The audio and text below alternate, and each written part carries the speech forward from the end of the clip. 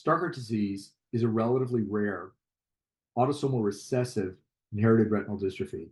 Recessive meaning that you have to have an altered copy of a gene from each parent so that the person lacks sufficient function of the protein encoded by that gene that leads to the condition.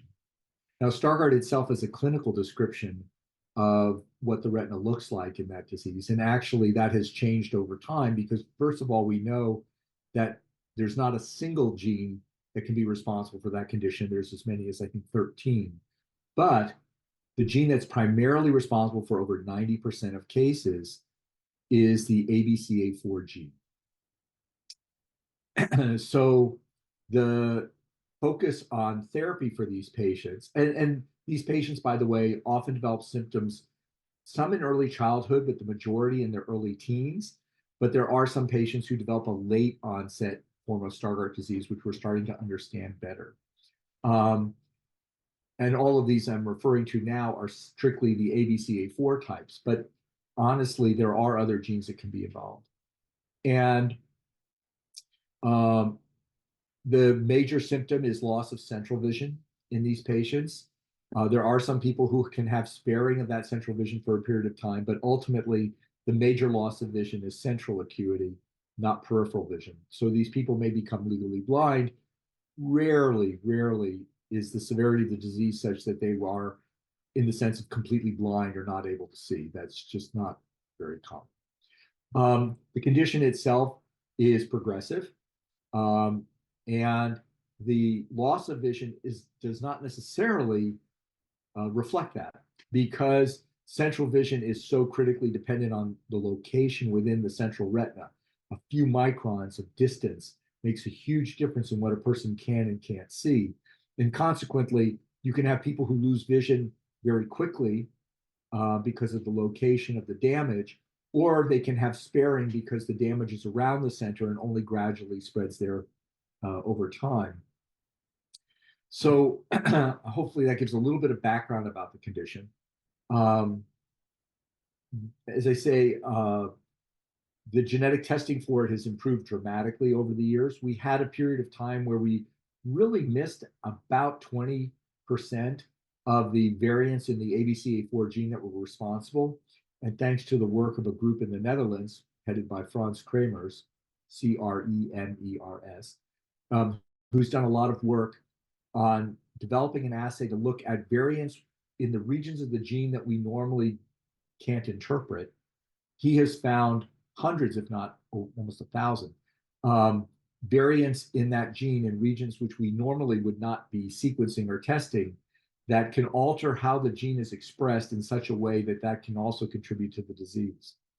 Now, the theory as to why the person loses sight, and it's a theory, it is not proven, is that because of the failure of the person to have the protein made by the ABCA4 gene, which is a flipase. It's a gene that helps in the transport of the vitamin A molecule within the cell to the proper place, that a person ends up accumulating vitamin A in their cells, unable to process it properly.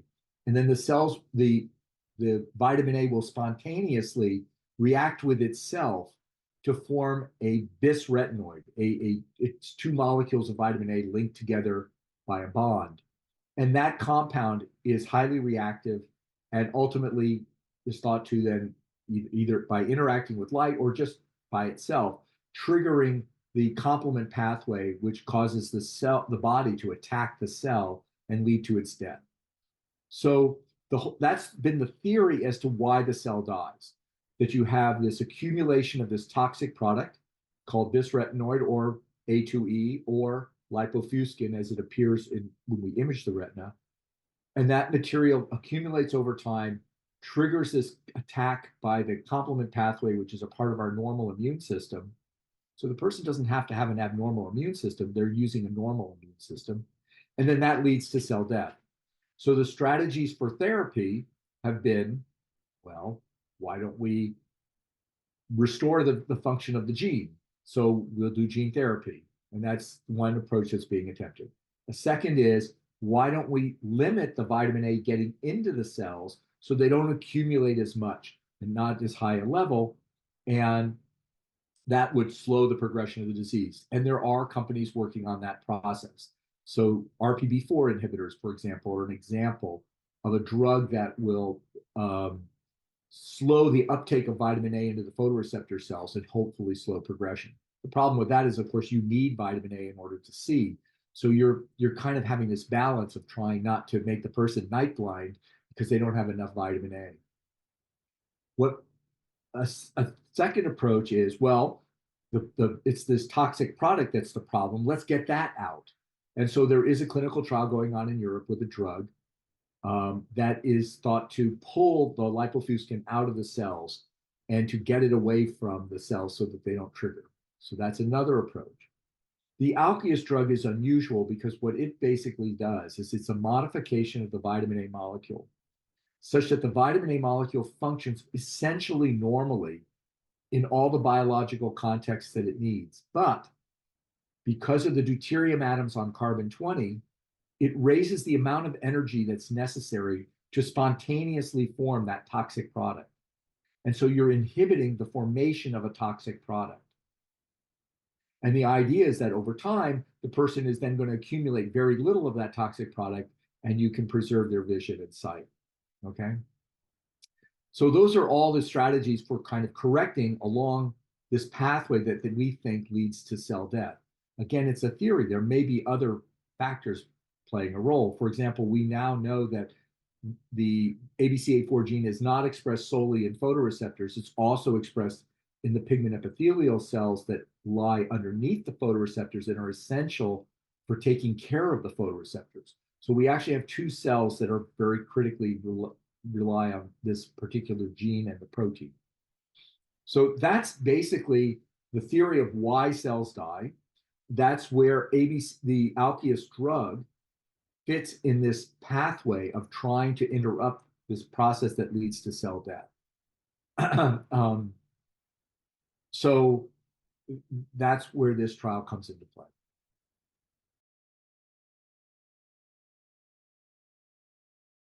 The situation was we had individuals where we had a child in a family who was known to have Stargardt disease and had already lost vision. And the parents had approached the sponsor saying, you have this drug. We're worried not only about our child who has Stargardt disease, but they have a younger sibling. And we realized that based on this theory of what causes cell damage, our best bet for really preserving vision is not intervening at a later stage when they've already started to lose vision and cells have already started to die and the accumulation has already been building up over years, but to start at an earlier stage. But there were problems with that. One is, of course, we were dealing with children, but we had enough safety data to feel that this drug, being so similar to vitamin A and the safety studies that had been before, that it was safe. But then there was another problem. If you start on children, okay, so we could do the genetic testing on these young children, but there's an ethical dilemma in that you shouldn't really do genetic testing unless you have a therapy. It's not ethical to take a child who's asymptomatic and do genetic testing and then say, oh, well, that's interesting. You're going to have Stargardt disease and kind of walk away. That's not ethical in medical genetics. If you're going to do that testing and rob them of their innocence, and that's a term I often use, you really have to offer them something. So we couldn't really make this a randomized trial for them because there would be a chance that they wouldn't get any drug at all. And it was an ethical dilemma for the parents. So the question was, well, then how are we going to tell if it works or not? You say, well, what about the older siblings? Well, fortunately, in these few kids that we started with, the older siblings had been examined and monitored without any treatment because we didn't have a treatment over a period of time, but their younger siblings weren't that far away in age that if we followed them for several years, we would reach a point where their age overlapped that where we had documentation of their older sibling. And now this is not a concept accepted by the FDA, but we felt that as a genetic condition, matching a younger person with their older sibling was the closest we could get to a control because they had the same genetic alterations in the ABCA4 gene, whether they were severe variants or milder variants, they were the same. They were grown in this, the kids grew up in the same environment. They had the same diet. The only difference was that they were different in age, and one didn't get the drug at that during that period of time, and the other one did. And so there was very few children that this would really qualify for, because if the children were very different in ages, we'd have to wait an eternally long time to see a benefit, to know if there was a difference. On the other hand, and we had the dilemma also, of course, what to do with their siblings. Do we not treat them or not? And that we dealt a lot with ethicists in trying to decide what was ethical in a family, not to create a what's the term? A survivor trauma, where one person gets it and maybe gets a benefit and the other one didn't get it because we wanted to just keep them natural. We didn't want to create that kind of emotional dynamic within a family of one person feeling they got a break and the other. So that's how the study got designed. And you really need to understand that, because unfortunately, this is not an accepted strategy of the FDA. They're not used to this idea. And it's confused a little bit because several people have written papers saying that, well, siblings aren't that similar if they have Stargardt disease. In other words, there's enough variability. But that's actually very misleading. When you look at the visual acuity, that is true. But the visual acuity varies all over the place, even between the two eyes of the same individual. Because again, loss of central vision is so dependent on location. But the features of the disease and how it progresses is actually very, very similar between siblings, to the extent that, to be honest, as a clinician, I can pretty much pick out the photographs of one person and the photographs of their relation, of their sibling, based on the similarity of the appearance of their Stargardt disease. So that's how we did this. Knowing that it wasn't, and realizing that we were intervening at a very early stage of disease. And someone might say, well, if it's that early, how do you know they're going to get Stargardt disease? And we said, because we are going to compare them with their sibling, quote, control. So we've been now conducting this for several years. As we have found with other parts of the Alkeus trials, the first TEASE-1 and also the other ongoing open label trial that's being on, the safety profile has been very, very good. We've had no problems really with the drug. But the really impressive result that's being released to share with others now is how over 3 to 5 years, these young individuals who we started really before they had any vision loss, they were all 20/20 or better. We could find evidence of early Stargardt changes, though, with microperimetry and with imaging. So it wasn't like we couldn't find any signs of it in their retina, but they were completely asymptomatic from a vision standpoint. They were functioning completely normally. Those children who've been on this drug have managed to maintain a high level of vision, have developed really almost no atrophy at all. Now, whether the press release says it's halts, it certainly dramatically slows. I can't tell you that in a number of years, they're not going to still have some progression. But compared to their older siblings, the differences are quite striking.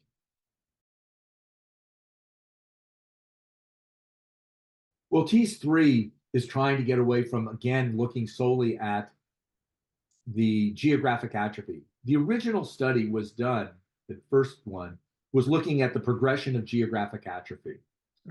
And that was done really because after a great deal of effort, people had gotten the FDA to accept the idea that geographic atrophy was a reasonable endpoint to look at for a therapeutic intervention. It's actually a terrible therapeutic endpoint because atrophy always progresses. And so no matter what you do, you're not going to stop atrophy. You're only going to slow it down. And that was a real limitation. Though the original trial that was released, the results released at the AAO, did show that there was clinically significant slowing of progression, but it wouldn't stop it. And this gets to the point where, how do you do a drug trial where the drug may have different levels of efficacy depending on the severity of the disease and the stage of the disease? Now in TEASE-3, we're looking more at the microperimetry, which is the areas of retinal function that are still persistent, and how well are we preserving those areas of retinal function rather than looking at the expansion of atrophy alone. So it's kind of changing the endpoints. You're right, though, the press release deals very little with this whole idea of doing a trial and using siblings as controls, because the FDA still does not accept that.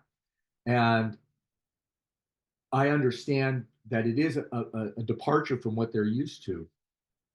But for rare genetic diseases, this can be an incredibly powerful method to be able to look at early onset disease. But again, we have to do it in the context of these ethical issues that I brought up previously.